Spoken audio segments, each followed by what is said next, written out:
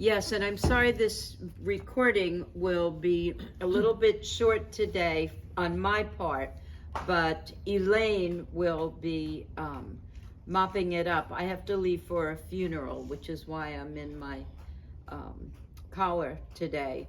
But I did have an opportunity before we started taping to share with you a video that Marcia sent us of her 5-year-old granddaughter sharing greetings with us. And don't worry, you'll get to see it because I'm going to post it on our website as soon as I get permission from Grandma Marcia. But I hope that you get a chance to see it, and that glad we got to see it, because we're going to really need that sweetness that we just saw, because today we have a somewhat gruesome topic to examine in our selection of scripture. Today we're going to look at Exodus 21:12. That's what we're going to start with. And I know that we're slow, but if you can read it faster and come in with a nice, clear, contextual, historically accurate recap, we can work on that. But for now, let's look at Exodus 21:12. He who strikes a man so that he dies shall surely be put to death. And here's that same text in another translation. He who strikes a man so that he dies is doomed to die.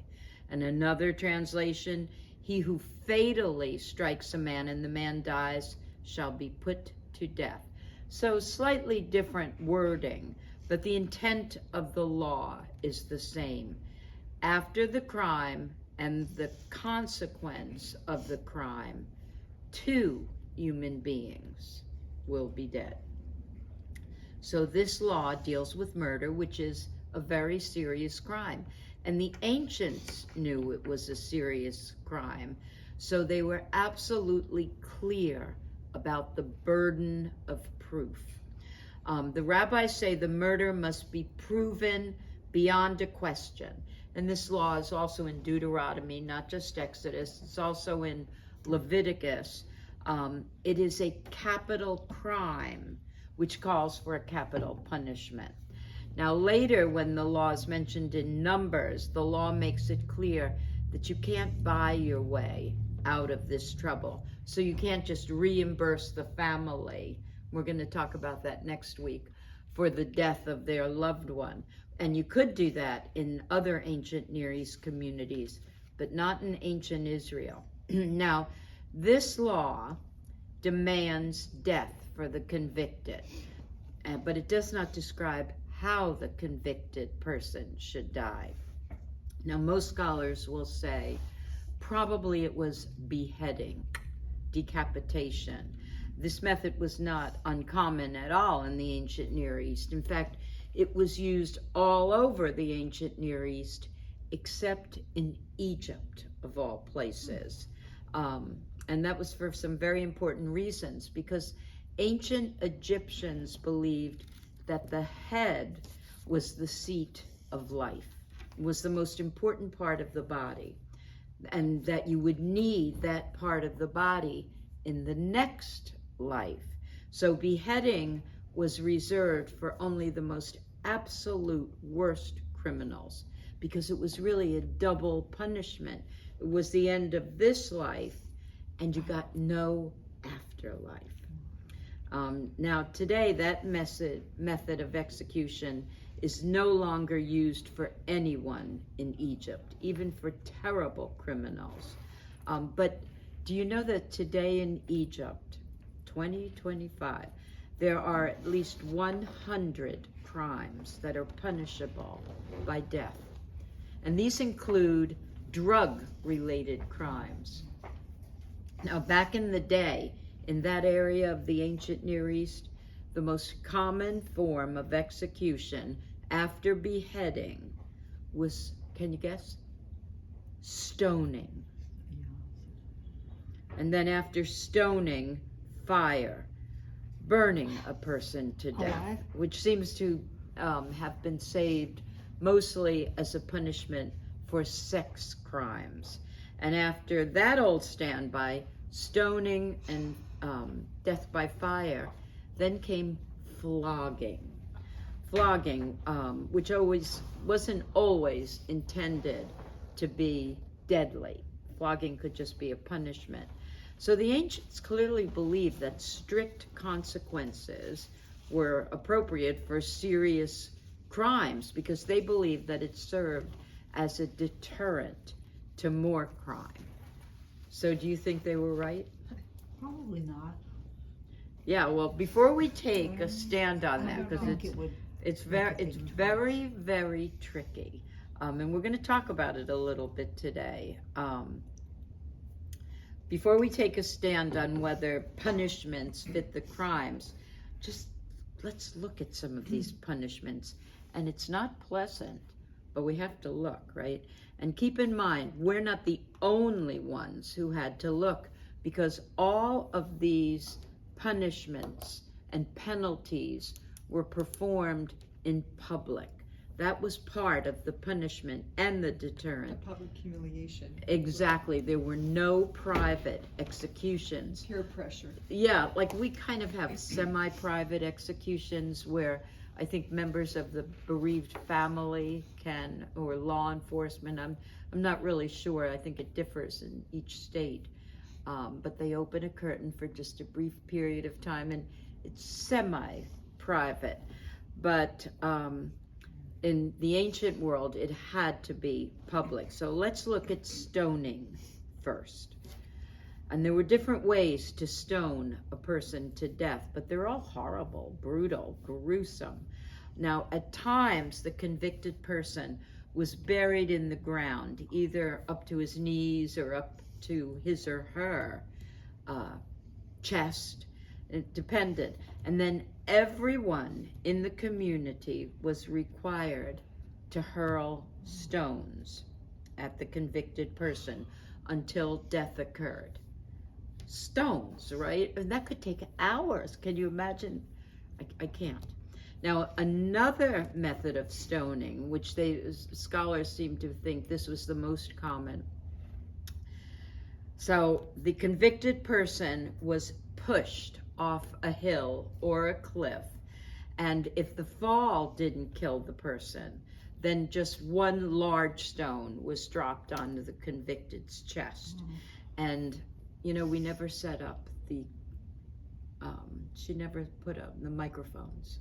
Oh, that's true. Carrie, I'll speak up because we have no microphones. If that large stone on the chest didn't kill the person, then another stone was dropped on the person's head.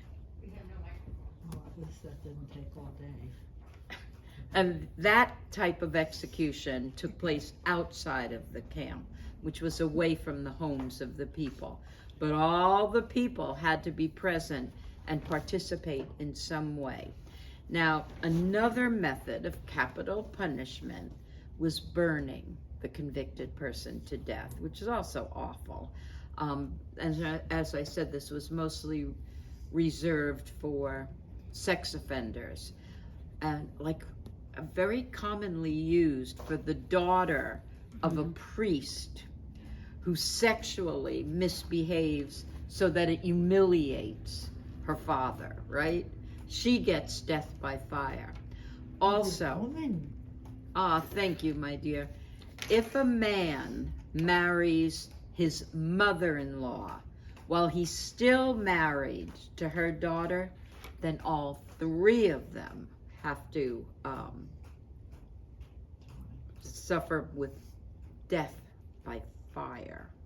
Horrible, right? I don't know why the wife would have to. So this was not an uncommon way to punish people in the ancient Near East and throughout the Babylonian Empire. And it was also used in Egypt. We thought Egypt was so cool, you know, not cutting people's head off.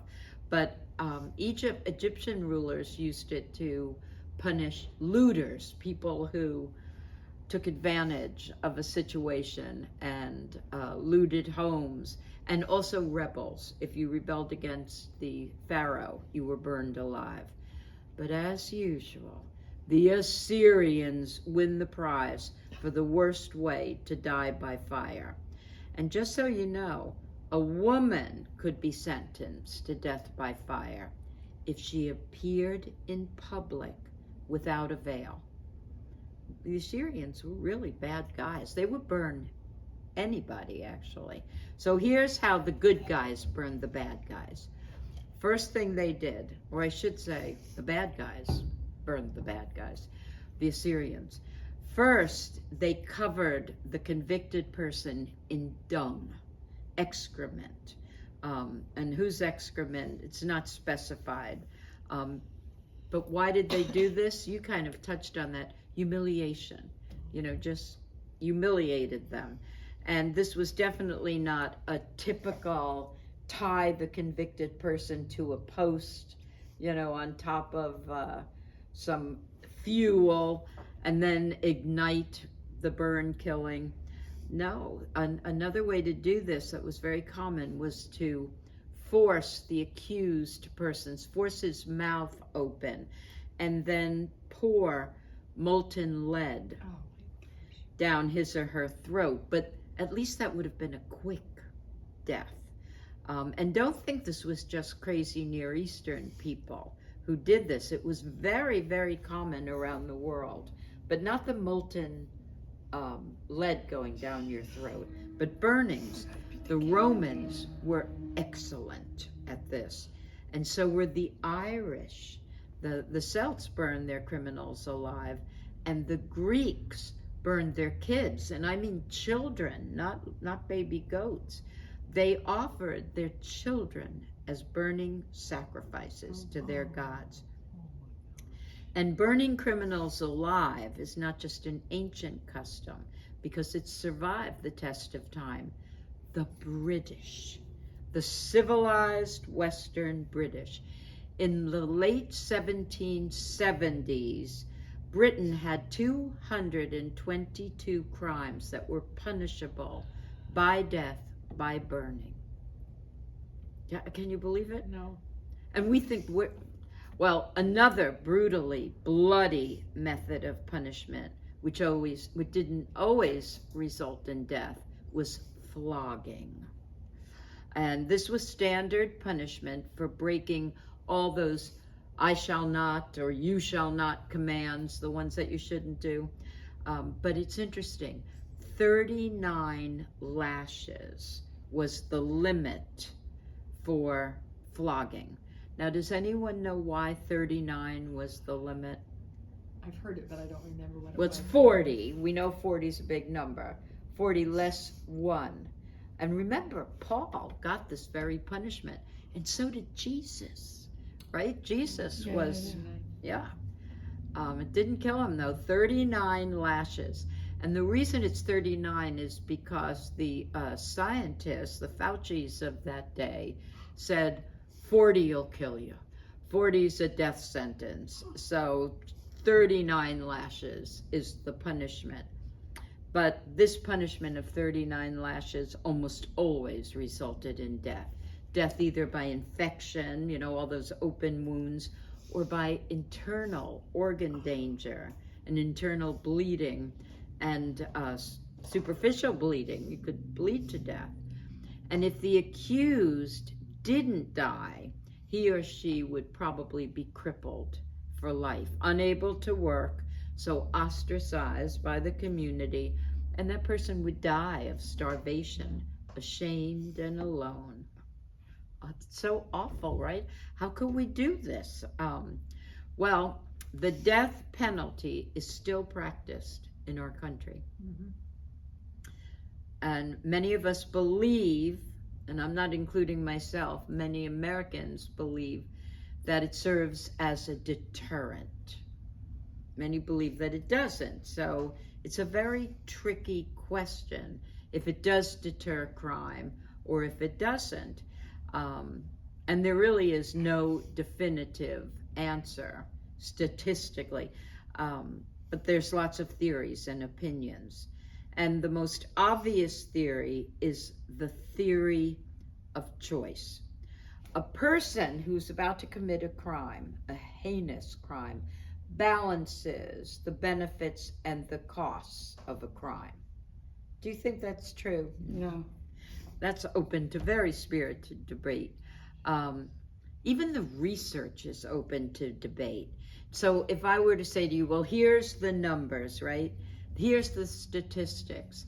That doesn't mean that we get the answers statistically, because now the tough part is analyzing the data. What do these numbers mean?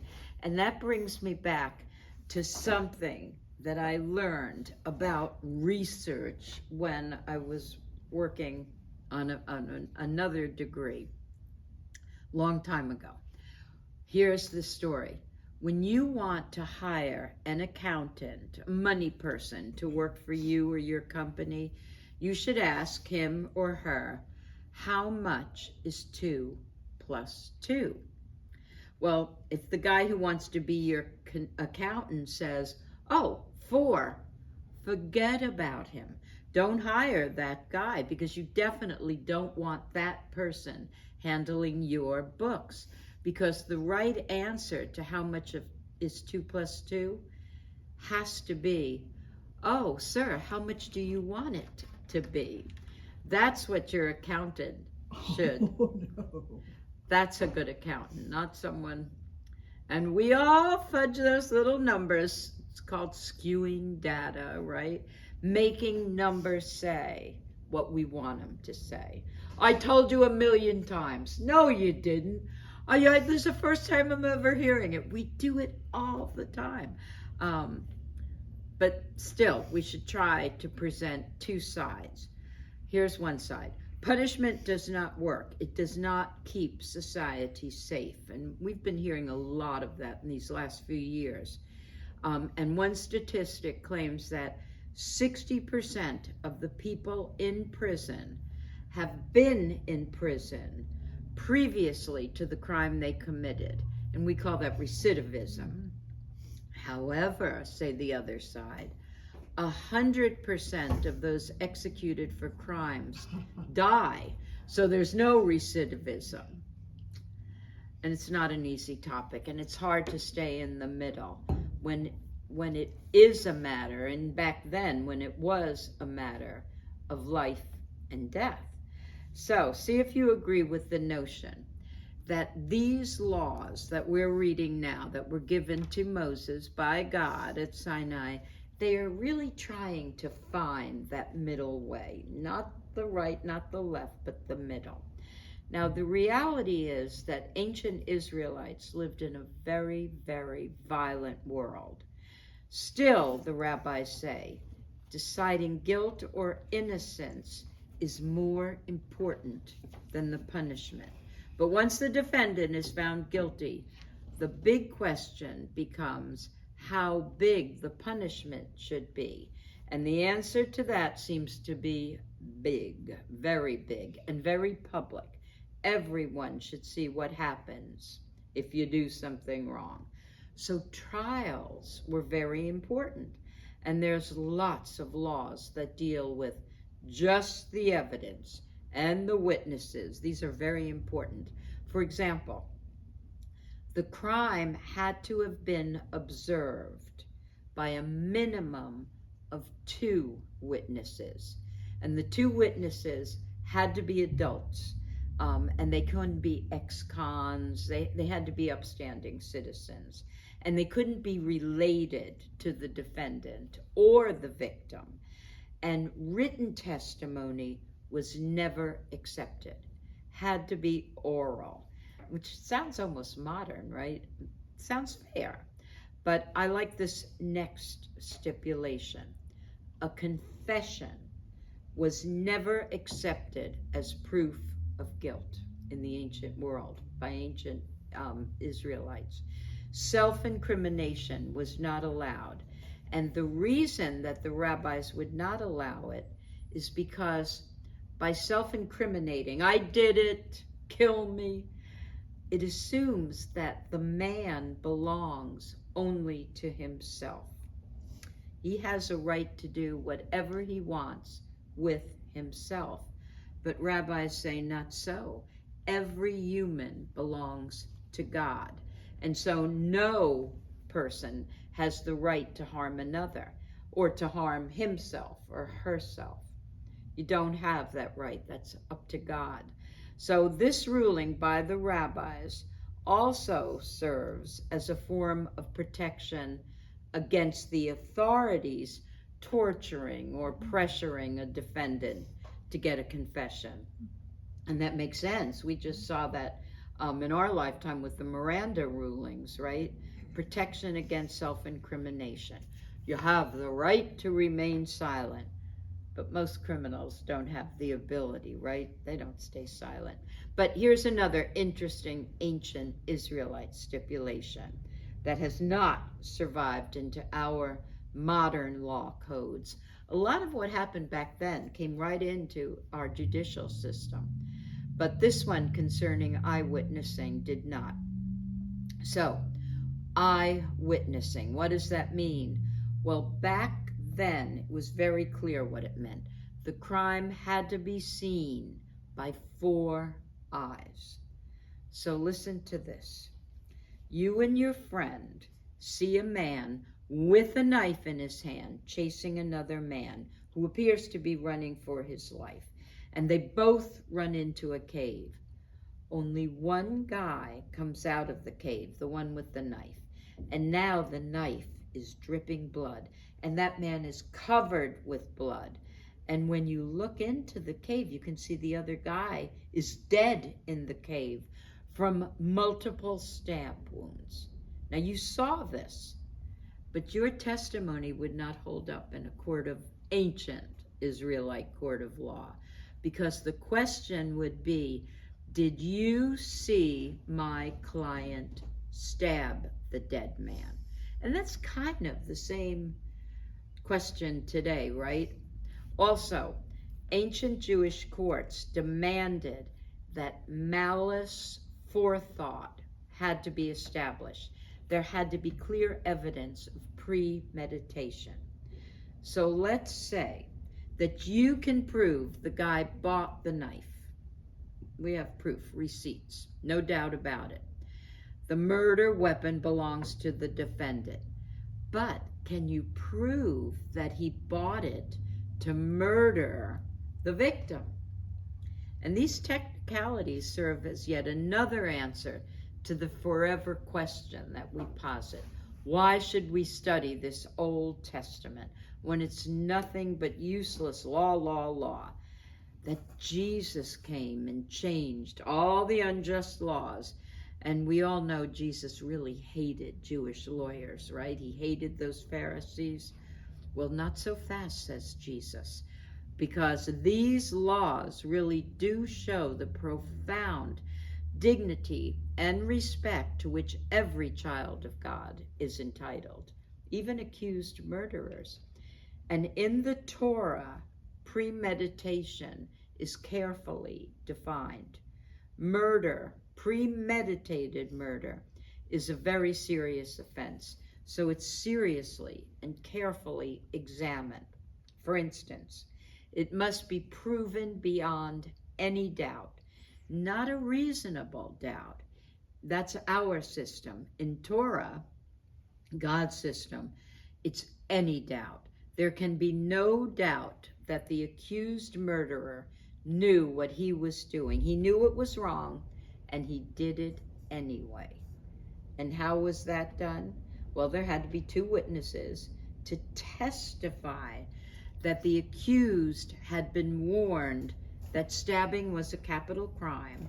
Then the accused had to be heard saying, I want to stab him to death. And then the 2 witnesses had to testify, we heard someone warn the accused, and we saw the accused being warned. That's a capital offense. We just went through this with Rabbi Shalom at Chabad. And then you have to hear the accused say, I know it's wrong, and I take it upon myself to do it anyway. And that's how you prove malicious intent, which is why we changed it, obviously. It's very difficult. But this is interesting. Litigants in Jewish religious courts, and this is true even to this day, you don't employ counsel, you don't hire an attorney. There are no lawyers in the courtroom. And why is that? Well, back in the day, lawyers were not held in high regard. It was believed that lawyers distorted the truth and they twisted the testimony and they offered dishonest advice. And seriously, I'm not making this up. I mean, we've kind of heard that, right? And not just about ancient Jewish lawyers. This is real. And so are these punishments. They all result in death. But the discomfort on the way to death varies on the severity of the crime. And the absolute worst crime that anyone could ever commit in ancient Israel is, guess what? Now remember, this is Torah. So what do you think the worst crime in Torah is? Blasphemy. Close. Blasphemy. Idolatry. Yeah, Yeah. and exactly. And worshiping other gods, giving your honor and respect to other gods. And idolatry was closely followed by incest, and then rape, punishable by death. And in many cases, the witnesses to these crimes, they also served as the executioners. But what if there were mitigating circumstances? What then? Well, look at verse 13, because that's addressed there. If he did not do it by design, but it came about by an act of God, God says, I will assign you a place where you can flee. Now, Robert Alter, who I use a lot when I do these studies, he translates this verse like this. And he who did not plot it, but God made it befall him, I shall set apart a place to which he may flee. Sanctuary, a sanctuary.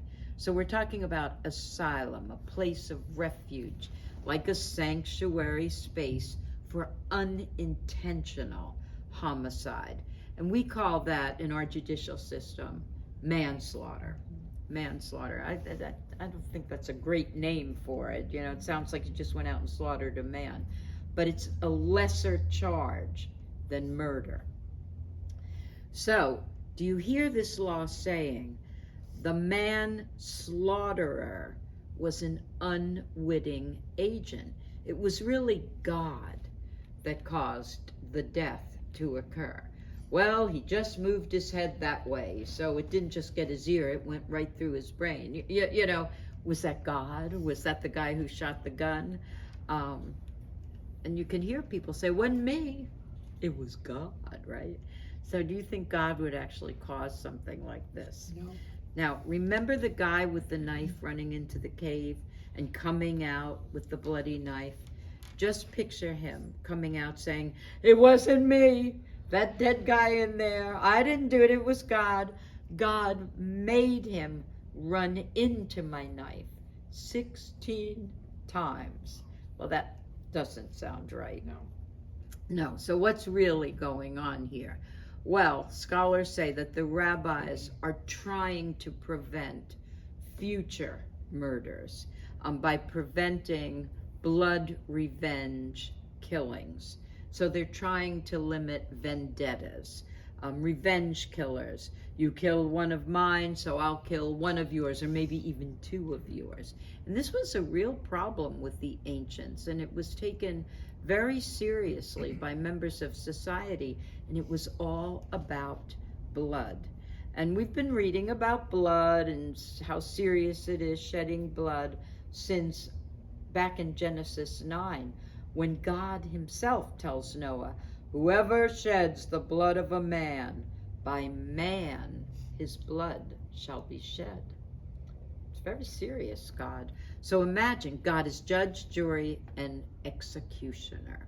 And we're going to see later on in this parsha that this blood for blood demand extends to the unborn, the fetus in the womb, and euthanasia, killing somebody, mercy killing, not allowed. Not ever. You can't put somebody out of their misery. Mercy killers get no mercy. They get executed. And the same thing with suicide. Never, under any circumstances, is suicide allowed, because human life is considered sacred. And that's good. But if we listen closer, we can hear the local laws saying more than the Torah. And you hear local laws calling for blood. Now, remember, way back then, in the early days, the Israelites were nomads, right? They semi-nomadic at least. There were no towns, no villages, permanent. So of course there were no prisons, but there were families, and we call them mishpahas, like we call ourselves, clans or tribes, extended families. But some of them were actually related by blood. But there was a strong sense of kinship, that had to be a strong sense of kinship so that everyone would survive.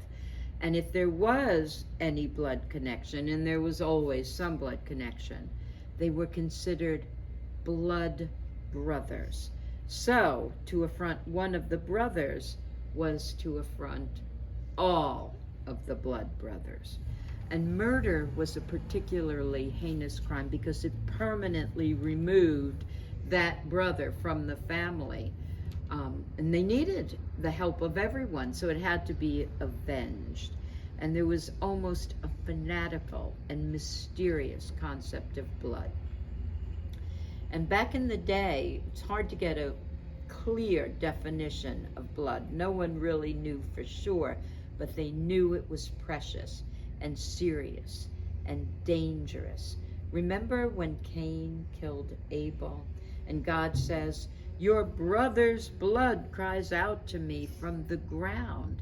So even God thinks this is serious, and so do his children. So to this day, in many Jewish communities, blood is never eaten. No rare steaks, not ever. No medium rare hamburgers. And blood can be very damaging. The victim's blood will actually pollute the land, according to some. That's how dangerous it is.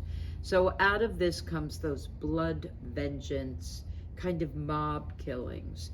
And sadly, this is universal, and it's still alive today.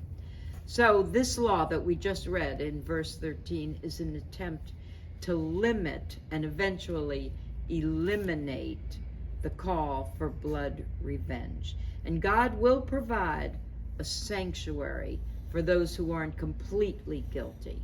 But what about a man who is completely guilty? All right, and I'm going to just finish verse 14, and then I got to go. So let's look at verse 14. When a man schemes against another man and kills him treacherously, you shall take him from my altar to be put to death. And another way to say this is, should a man scheme against his fellow man to kill him by cunning, from my altar you shall take him to die. Another way to say it, if however a man, now this is somebody who's in a sanctuary spot, which we can sort of identify with that, right? If a man goes to a sanctuary city and law enforcement follows him, does Seattle or does Chicago have a right to shelter that man? Well, here's what God is saying with his sanctuary. If a man acts presumptuously toward his neighbor so as to kill him craftily, you are to take him even from my altar, that he may die. So God says the same thing 3 different ways. So there's no way that we can misunderstand it.